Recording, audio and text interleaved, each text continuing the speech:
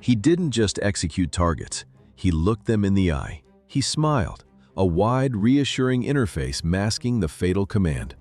Then he turned to his general and spoke the activation code. Kalasi. It sounded like the dry snap of a rifle bolt. How does one word launch an execution mechanism? The answer lies in the dialect. It was Nubian, a linguistic cipher. To the regular army officers in the room, the sound was just noise. But to his personal guard, a closed loop of loyalists, it was an override command. It meant immediate termination. The dialect filtered the order, isolating the killers from the witnesses. The victim saw the smile. The guard received the packet. The result was absolute.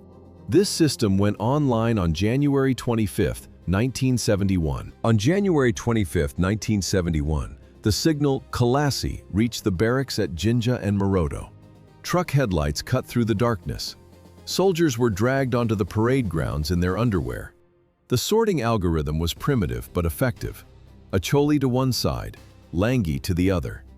The execution followed a strict logistical calculation. Bullets cost money. Gunshots raise alarms. The solution was wooden clubs. The sound was dull and wet. Officers forced men to bludgeon their own bunkmates. It was not a battle. It was industrial waste disposal. The turnover rate was 66%. Out of 9,000 soldiers, 6,000 were purged. 2/3 of the nation's military capability. Liquidated in 12 months. Western diplomats in Kampala read the initial intelligence reports and turned the page. While the barracks floors were still wet, the airwaves carried a clean signal. Milton Obote was in Singapore. January 25, 1971. A perfect tactical vacuum. Amin did not strike the palace first. He struck the transmitter. Troops secured the Radio Uganda complex. The broadcast shifted. By dawn, the interface was live. Amin appeared on state television, full military dress, a smile that simulated stability. He promised free elections. He promised a quick return to civilian rule. The population received the signal and decoded it as safety. Crowds poured into the streets to cheer. The contrast was absolute. The city celebrated a liberator. The army processed a purge. While the radio played patriotic songs, the kill teams worked without interruption.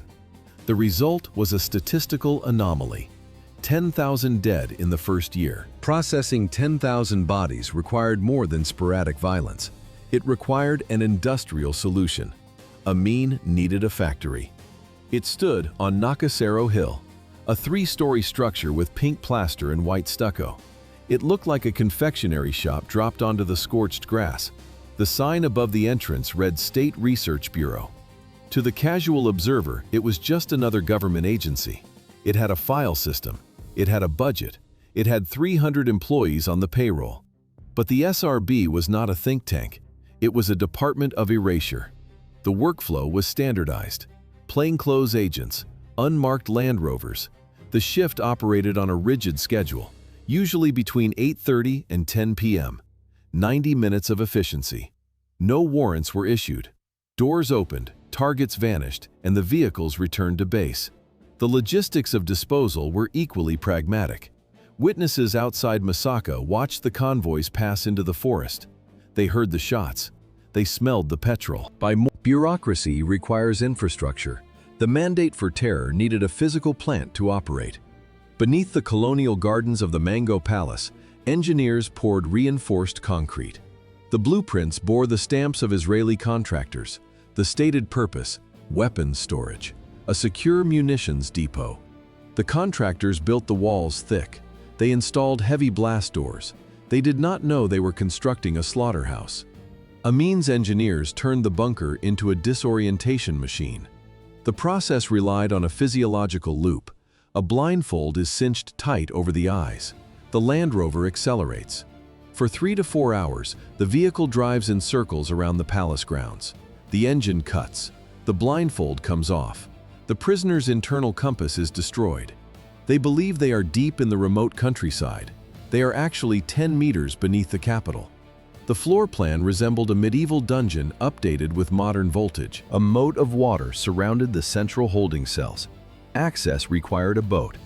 To ensure compliance, the water was electrified. In the darkness, the air hummed with live current. Sometimes a splash cut through the noise. Then the smell of ozone.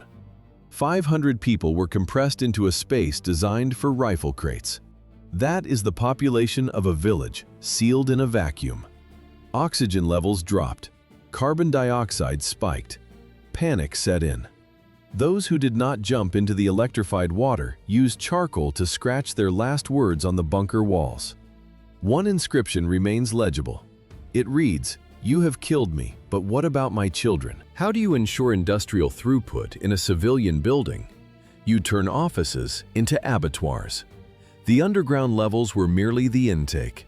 When the basement overflowed, the machinery moved upstairs. From the street, the headquarters was a generic pink office block. Inside, it was a production line. Tanzanian troops found standard cubicles retrofitted for wet work, chairs bolted to concrete floors, gas torches connected to welding tanks, saws and pincers laid out on desks like stationery. Personnel treated murder as a quota. Commander Musa Abba once walked into a room holding 30 prisoners. He dispensed with interrogation. He fired until the inventory was liquidated. For this efficiency, he received a promotion. But the Singapore cell at Makindye Military Barracks achieved the highest volume. Logistics were precise. Trucks arrived after 1900. Cargo was removed before dawn. This single facility wiped out the equivalent of a full infantry company every 24 hours. The output was 100 people a night. Standard burial protocols collapsed under the load. Digging graves is slow. Incineration requires fuel. The regime needed a zero-cost disposal system. They found it in geography. The River Nile cuts through Uganda like a spine. Under Amin, it transformed. Civilization's oldest artery became a biological sewer. Every night, heavy trucks left the city limits. They navigated to the riverbank without headlights. Drivers reversed until the rear tires sank into the mud. Then the tailgates dropped. The current accepted the cargo. Sometimes the bodies were already cold. Sometimes they were still breathing. Crocodiles handled the fragmentation. The Arthur Oder Commission later reconstructed the timeline. This wasn't a spasm of violence. It was a structured logistics chain operating for 8 years. The water took everything downstream. The river swallowed the evidence in silence. But the regime required a marketing campaign for the living. Concealment was for logistics. Control required a broadcast signal. September 9, 1977. The target was Abdullah Anuru, former chairman of the Public Service Commission, a civil servant, not a soldier. Days before the end, Amin visited the holding cell. Anuru was battered, his face swollen. Amin turned to his commander, Farouk Manawa, and performed a scene of theatrical shock. He asked who had beaten his friend. He promised Anuru immediate release. The performance ended at the door. Amin walked out and ordered the transport to the execution ground. The convoy drove to the clock tower on Entebbe Road. 12 men, black hoods. Soldiers tied them to trees in the city center. The firing squad did not use silencers. Officers packed the broken bodies into sacks. The physical evidence vanished, but the psychological impact remained. This was the calculation. 12 bullets for 12 men produced a frequency of terror that reached the entire population. That evening, Amin went live on national radio to issue a warning. But a death machine of this scale requires fuel. And for Idi Amin, that fuel was imported. How does a chaotic regime survive for 8 years? The answer isn't luck. It is logistics. In the beginning, the State Research Bureau was an international joint venture. Israeli instructors stood on the hot asphalt of Kampala's bases. They drilled the soldiers on interrogation techniques. They supplied the rifles used for the first waves of executions. Tel Aviv viewed Uganda as a strategic asset. Amin viewed them as a hardware store. But the dictator's appetite grew. He demanded the deafening roar of phantom fighter jets to secure his airspace. Israel refused. The alliance evaporated overnight. Amin expelled the military mission. He tore down the Star of David and raised the flag of Muammar Gaddafi's Libya. He even sent a formal letter to the United Nations praising Adolf Hitler. The supplier changed, but the guns kept flowing. London watched it all. Intelligence reports regarding mass killings reached the Foreign Office as early as 1971. Diplomats read the descriptions of the slaughter. Then they opened their thick binders and filed the pages away. The official recommendation was continued support. When journalists reported blood in the barracks, Western officials called them liars. Stability was valued higher than human rights. The exchange rate was set. 8 years of diplomatic relations, 300,000 dead bodies. The silence was not an oversight, it was a documented policy decision. Global diplomacy offered silence. In Kampala, Archbishop Janani Luwum delivered a dossier. He placed the written protest directly on the president's desk. It was February 1977. The pages documented the barracks killings, the night raids, and the mass disappearances. Luwum handed the evidence to the dictator in person. The state machinery reacted within 72 hours. First came the fabricated treason charges. Then came the erasure. On February 16th, the government released a scripted tragedy. Official version: a car accident. A vehicle veered off the road. Unfortunate. Fatal. Ballistics disagreed. Examiners looked at the body. They found no impact trauma consistent with a collision. They found a gunshot wound. The archbishop had been executed at point-blank range, likely in the president's presence. The cover-up failed. That single round became the most expensive bullet in the regime's history. It triggered an immediate trade boycott from the United States. The coffee money stopped. The economy buckled. While the international community severed ties, Amin went live on national radio and celebrated. The radio signal was strong. The military infrastructure was rotting. By 1978, the regime's internal purges had cannibalized its own command structure. Competent officers were dead. The survivors served out of terror, not loyalty. Amin attempted a kinetic distraction. In November 1978, he ordered an invasion of Tanzania. It was a strategic suicide disguised as a border dispute. The objective was internal cohesion. The result was a total counterattack. President Julius Nyerere mobilized immediately. He ignored diplomatic channels.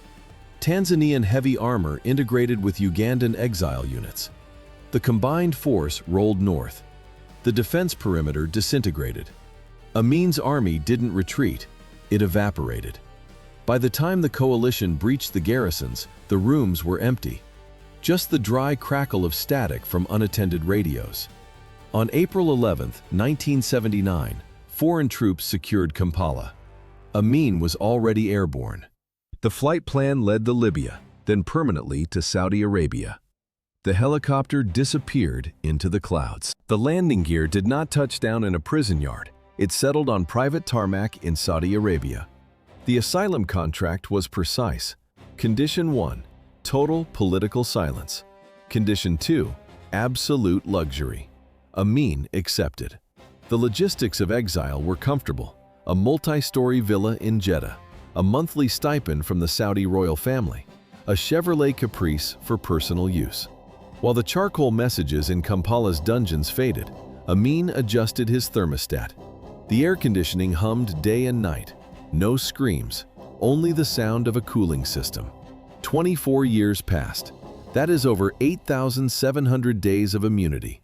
He watched satellite television. He told reporters that history would vindicate him. On August 16, 2003, the comfort ended naturally, not by execution, but by kidney failure. He died in a sterile bed at a specialist hospital. The number of days Idi Amin spent standing trial for murder was 0.